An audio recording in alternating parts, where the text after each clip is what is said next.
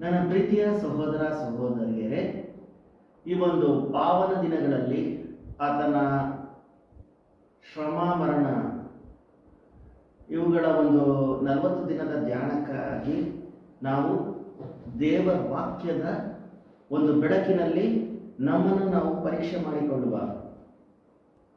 ಈ ಒಂದು 40 ದಿನಗಳ ಧ್ಯಾನದಲ್ಲಿ ನಾವು ಆತ್ಮನ ಮೂಲಕ ದೇವರೊಂದಿಗೆ ಒಂದಾಗುವಂತಹ ಒಂದು ಸಮಯವಾಗಿದೆ. ನಾವು 2ನೇ ಕೊರಿಂಥದವರಿಗೆ ಬರೆದ ಪತ್ರಿಕೆಯಲ್ಲಿ 4ನೇ ಅಧ್ಯಾಯ 8ರಿಂದ 9 ವಚನಗಳನ್ನು ನಾವು ನೋಡುವ. ಸರ್ವ ವಿಧದಲ್ಲಿಯೂ ನಮಗೆ ಇಕ್ಕಟ್ಟು ಇದ್ದರೂ ನಾವು ಅತಿ ಸಂಕಟ ಪಡುವವರಲ್ಲ ಎಂಬುದಾಗಿ ನಾವು ದೇವರ ವಾಕ್ಯದಲ್ಲಿ ನಾವು ನೋಡ್ತೇವೆ. ಅನೇಕ ಕ್ರೈಸ್ತ ಸಹೋದರ ಸಹೋದರಿಯರಿಗೆ ನಾನಾ ರೀತಿಯಾದಂತಹ ಸಂಕಟಗಳುಂಟು. ಕೆಲವರಿಗೆ ಸಾಲದ ಒಂದು ಸಂಕಟ, ಕೆಲವರಿಗೆ ತಮ್ಮ ಪ್ರಿಯರನ್ನು ಕಳೆದುಕೊಂಡಂತಹ ದುಃಖ, ಕೆಲವೊಂದು ತಂದೆ ತಾಯಿಗಳಿಗೆ ತಮ್ಮ ಭವಿಷ್ಯದ ಚಿಂತೆಯಲ್ಲಿ ಅವರು ಮುಳುಗಿ ಹೋಗಿದ್ದಾರೆ.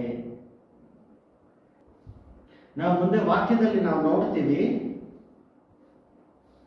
ಸರ್ವ ವಿಧದಲ್ಲಿಯೂ ನಮಗೆ ಸಂಕಟ ಇದ್ದರೂ ನಾವು ಅತಿ ಸಂಕಟ ಪಡುವವರಲ್ಲ. ಯಾಕೆಂದ್ರೆ ಯೇಸು ಕ್ರಿಸ್ತನು ತಾನೇ ವಾಗ್ದಾನ ಮಾಡಿದಂತೆ, ಎಲೈ ಹೊರೆ ಹೊತ್ತವರೇ ನೀವೆಲ್ಲರೂ ನನ್ನ ಬಳಿಗೆ ಬಂದಿರಿ, ನಾನು ನಿಮಗೆ ವಿಶ್ರಾಂತಿಯನ್ನು ಕೊಡುತ್ತೇನೆ ಎಂಬ ದೇವರು ವಾಗ್ದಾನವನ್ನು ಮಾಡಿದ್ದಾನೆ. ಆದರೆ ಆದ್ದರಿಂದ ನಾವು ನಮ್ಮ ಕಷ್ಟಗಳನ್ನು ಸ್ನೇಹಿತರಿಗೆ ಹೇಳಿದ್ರೆ ಅವರಿಂದ ಅದನ್ನ ನಿವಾರಣೆ ಮಾಡಕ್ಕೆ ಸಾಧ್ಯವಿಲ್ಲ. ಅಲ್ಪ ಸ್ವಲ್ಪ ಮಾಡಬಹುದು, ಆದರೆ ನಾವು ನಂಬಿಕೆಯಿಂದ ದೇವರಿಗೆ ನಾವು ನಮ್ಮ ಚಿಂತಾಭಾರವನ್ನು ಆತನ ಮೇಲೆ ನಾವು ಒಪ್ಪಿಸಿಕೊಡುವುದಾದರೆ ಆತನು ತನ್ನ ಬಲದಿಂದ ತನ್ನ ಆತ್ಮನಿಂದ ನಮಗೆ ಸಹಾಯವನ್ನು ಮಾಡುವವನಾಗಿದ್ದಾನೆ. ಮುಂದೆ ನಾವು ದೇವರ ವಾಕ್ಯದಲ್ಲಿ ನೋಡುವ, ನಾವು ದಿಕ್ಕು ಕಾಣದವರಾಗಿದ್ದರೂ ಕೇವಲ ದೆಸೆಗೆಟ್ಟವರಲ್ಲ. ಪ್ರೀತಿಯ ಸಹೋದರ ಸಹೋದರಿಯರೇ, ನಾವು ಈ ಲೋಕದಲ್ಲಿ ನೋಡಬೇಕಾದ್ರೆ ಅನೇಕ ಜನರಿಗೆ ದಿಕ್ಕು ಕಾಣದೆ ಏನಾಗಿದ್ದಾರೆ, ಕಂಗಾಲಾಗಿ ಹೋಗಿದ್ದಾರೆ. ಯಾವ ರೀತಿ ನಾವು ಉದ್ಯೋಗವನ್ನು ಪಡೆಯಬೇಕು, ಯಾವ ರೀತಿ ನಾವು ನಮ್ಮ ಜೀವವನ್ನು ಸಾಗಿಸಬೇಕು ಎಂಬ ಅನೇಕ ಒಂದು ಪ್ರಶ್ನೆಗಳ ಸರಮಾಲೆಯಲ್ಲಿ ತಮ್ಮ ಜೀವನವನ್ನು ಅವರು ಕಳೆಯುತ್ತಿದ್ದಾರೆ. ನಾನಾ ಚಿಂತೆಗಳಿಂದ ಅವರು ಕಂಗೆಟ್ಟಿದ್ದಾರೆ. ಕೆಲವರು ಈ ಲೋಕದವರು ನಾವು ನೋಡ್ತಾ ಇದ್ದೇವೆ, ಶಾರ್ಟ್ ಕಟ್ ಅಲ್ಲಿ ದುಡ್ಡು ಮಾಡೋದು, ಈ ತರ ರೀತಿಯಲ್ಲಿ ಅನೇಕ ಜನರು ಯಾರಿಗೆ ನಾವು ಅನ್ಯಾಯ ಮಾಡಿ ಸಂಪಾದನೆ ಮಾಡೋಣ ಅಂತ ಇನ್ನೂ ಅನೇಕ ಜನರು ನಾವು ಲೋಕದಲ್ಲಿ ನೋಡ್ತಾ ಇದ್ದೇವೆ.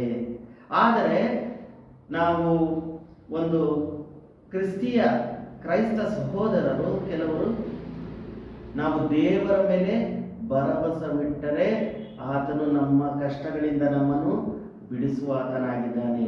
ಹೊಸ ಮಾರ್ಗಗಳನ್ನು ನಮಗೆ, ಹೊಸ ಆಲೋಚನೆಗಳನ್ನು ನಮಗೆ ನೀಡುವಂತವನಾಗಿದ್ದಾನೆ. ಆದ್ದರಿಂದ ಈ ವಾಕ್ಯದಲ್ಲಿ ನೋಡ್ತಾ ಇದ್ದೀವಿ, ನಾವು ದಿಕ್ಕು ಕಾಣದವರಾಗಿದ್ದರೂ ಕೇವಲ ದೆಸೆಗೆಟ್ಟವರಲ್ಲ. ನನ್ನ ಪ್ರೀತಿಯ ಸಹೋದರ ಸಹೋದರಿಯರೇ, ಕ್ರೈಸ್ತರಿಗೆ ಒಂದು ನಿರೀಕ್ಷೆ ಇದೆ ಅಲ್ವಾ? ನಮಗೆ ನಮ್ಮ ದೇವರು ನಮ್ಮ ಜೊತೆ ಇದ್ದಾರೆ.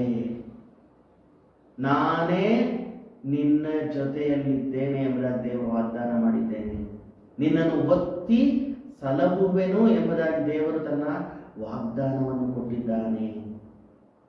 ಎಂತ ಪ್ರೀತಿಯ ದೇವರು ನಮ್ಮ ದೇವರು, ಇರುವಂತ ದೇವರು, ಸದಾ ನಮ್ಮ ಜೊತೆಯಲ್ಲಿ ಇರುವಂತ ದೇವರು.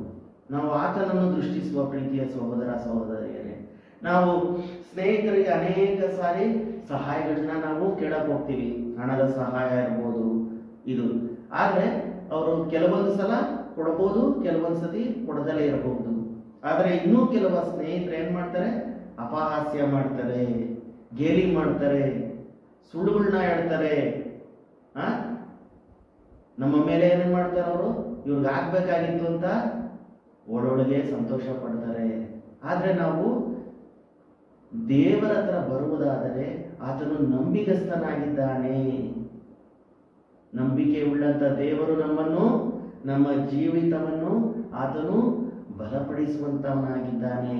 ನಾವು ದೇವರನ್ನು ದೃಷ್ಟಿಸುವ ಪ್ರೀತಿಯ ದೇವಜನರೇ, ಈ ಒಂದು ಪಾವನ ದಿನದಲ್ಲಿ ನಾವು ಆತ್ಮದಿಂದ ಬಲ ಹೊಂದಿ ನಾವು ದೇವರಿಗೆ ಪ್ರಾರ್ಥಿಸುವುದಾದರೆ ಆತನು ನಮ್ಮ ಎಲ್ಲ ಕಷ್ಟಗಳಿಂದ ನಮ್ಮನ್ನು ಬಿಡಿಸಿ ನಮ್ಮನ್ನು ಬಲಪಡಿಸುವ ಆತನಾಗಿದ್ದಾನೆ.